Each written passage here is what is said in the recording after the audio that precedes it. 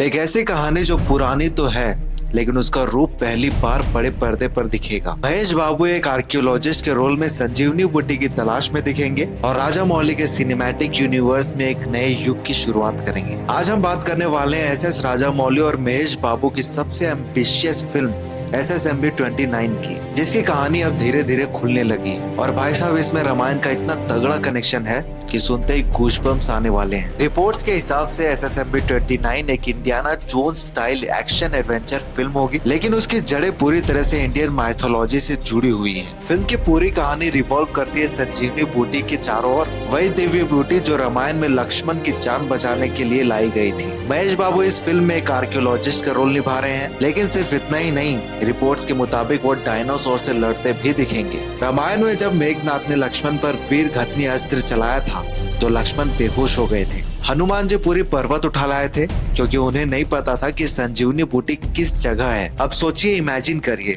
राजा मौली अगर इस सीक्वेंस को अपने ग्रैंड विजुअल स्केल पर रिक्रिएट करे तो क्या ही होगा। सोर्स का कहना है कि ये पूरा सीन SSMB 29 का कोर बनने वाला है और महेश बाबू उसी संजीवनी बूटी की तलाश में निकले हैं। इस फिल्म में न सिर्फ माइथोलॉजी और हिस्ट्री है, बल्कि एक जबरदस्त एक्शन पैक्ड एडवेंचर भी है। फिल्म के बजट की बात करें तो लगभग 1000 करोड़ बताया जा रहा है, जो कि अब तक की इंडियन सिनेमा हिस्ट्री में सबसे महंगी फिल्म बनने वाली है। साथ ही इसके कास्ट भी ब्लॉकबस्टर लेवल के हैं। Mahesh Babu the archaeologist, Priyanka Chopra possibly a scientist और माइथोलॉजिस्ट, पृथ्वीराज सुकुमारन विलन और राइवल आर्कियोलॉजिस्ट हो सकते हैं, आर माधवन जिनकी लेटेस्ट एंट्री हुई है फिल्म में। अफ्रीका, ओडिशा और हैदराबाद शूटिंग 3 शेड्यूल में हो चुकी है और 2026 तक फिल्म की शूटिंग चलेगी। तो SSMB 29 एक फिल्म नहीं है, ये एक सिनेमैटिक एक्सपेरिमेंट होने वाली है। राजा मौली एक ऐसी दुनिया बना रहे हैं जहाँ दर्शक हिस्ट्री और माइथोलॉजी के बीच का वो हिस्सा देख पाएंगे जो आज तक सिर्फ किताबों में था। महेश बाबू के लिए सबसे बड़ा चैलेंजिंग रोल होने वाला है, क्योंकि ये फिल्म उनसे न सिर्फ फिजिकल एक्टिंग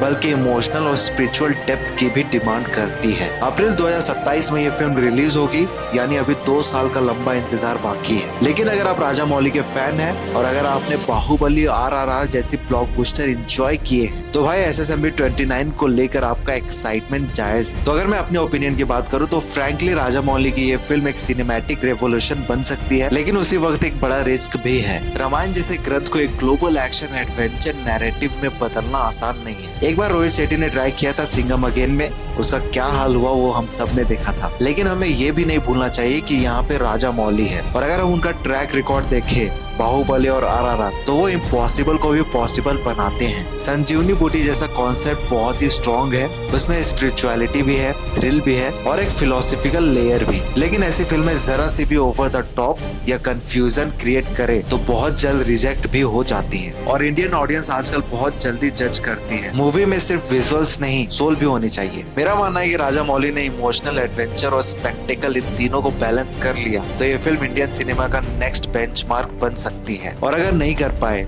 तो ये एक visually rich but emotionally hollow experience भी बन सकती है। आपको क्या लगता है, क्या राजा मौली इस फिल्म में अपने आप को और इंडियन सिनेमा को एक नए लेवल पर ले जा पाएंगे? कमेंट बॉक्स खुला है, जो मन में आए लिखो। बाकी अगर आपको ये वीडियो पसंद आई हो तो लाइक कर देना, चैनल को सब्सक्राइब कर लेना। मिलते हैं अगले वीडियो में।